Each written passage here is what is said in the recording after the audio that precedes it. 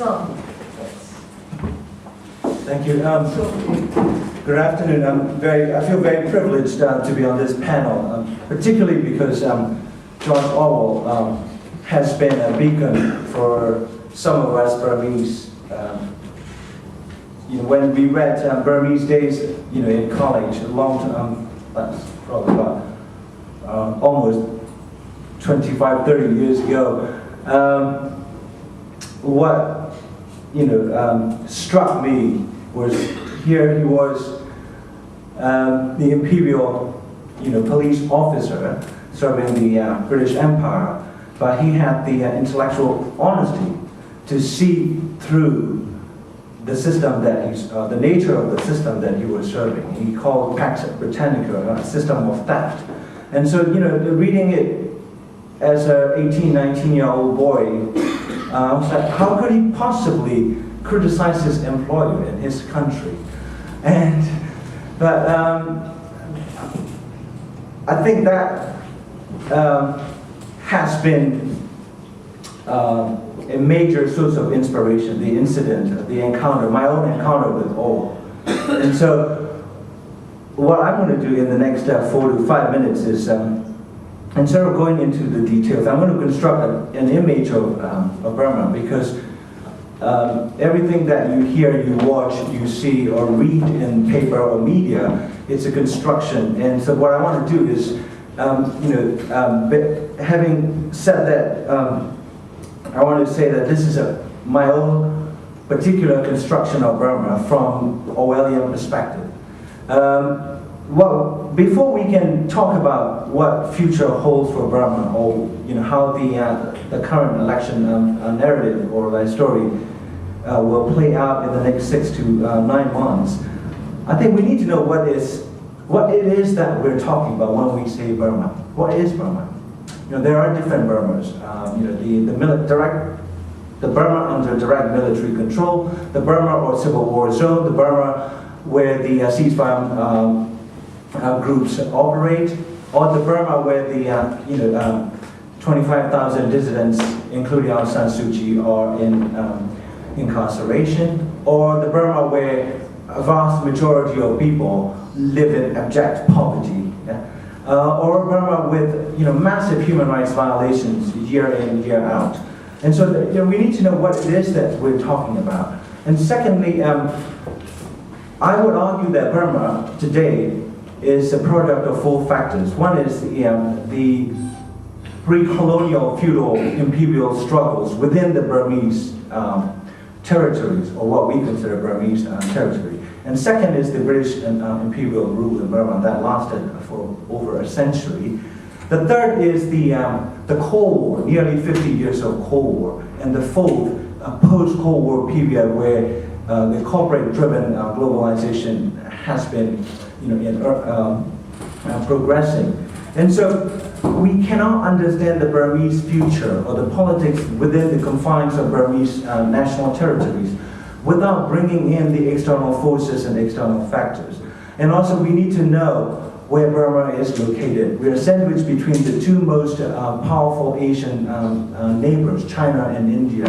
And in Burma we say, if the Chinese sneeze, we would drown in their midst.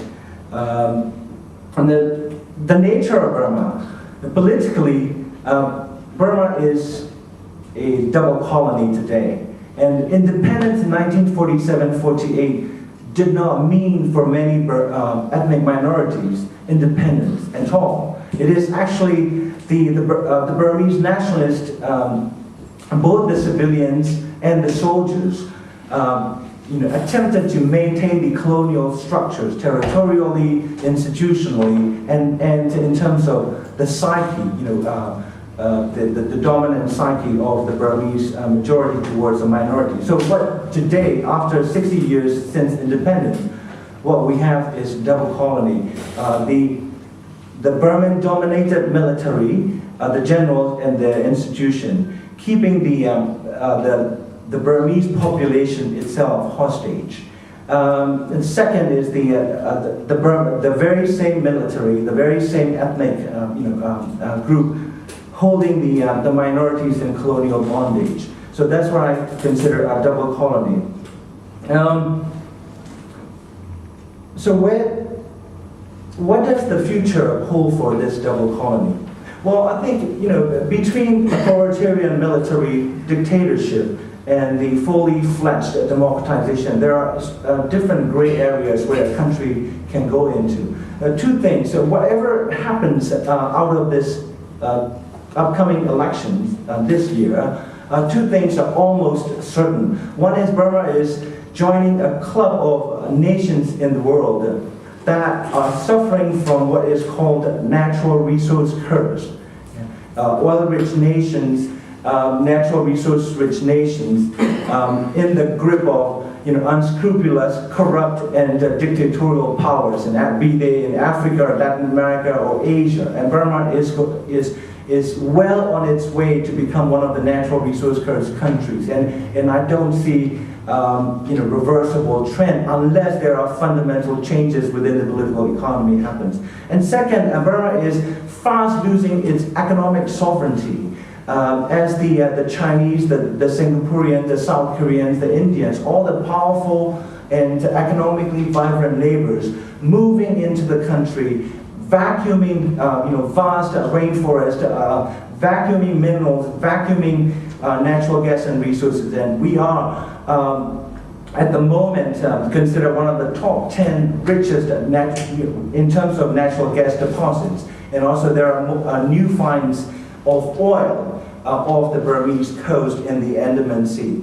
So I think those two things are very, very important in terms of the external factors, the global energy politics, and the moral economic development that the region is fast pursuing, and both factors are going to have a major negative impact on the country, and we cannot separate what happens in the region from what happens to the lives of Burmese. And finally,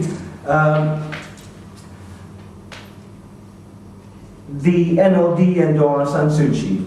I think the way I interpret the draconian and extremely repressive electoral laws is as follows. Because Htar Swe and his deputies, Senior General Htar Swe and his deputies, still feel significantly threatened by Aung San Suu Kyi and the NLD.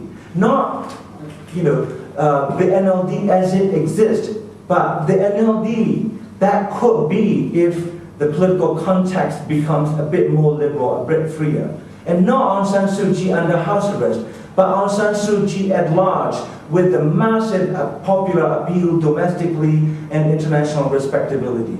So the more repressive a regime is, the more insecurity it is feeling. And so I am not writing either the NLD or Aung San Suu Kyi off in any way at all. And so in fact, it is the regime that doesn't have a future or that doesn't have many options. If you have 50 million people being held in bondage, that is 50 million individuals that you need to contend with. At some point, even a total institution such as slavery has to disintegrate, and then finally, I think a lot of us feel that we are politically liberal, but history is not smooth. It is always nasty, bloody, and history of democratization, history of people's struggles around the world takes centuries, and also it's usually bloody, and I don't see the Burmese future as a smooth sailing, whether the elections are free or fair or inclusive, primarily because we are at the crossroads of the increased competition for resources from outside powers, as well as the increased mass poverty and repression inside the country. So I'm going to stop here.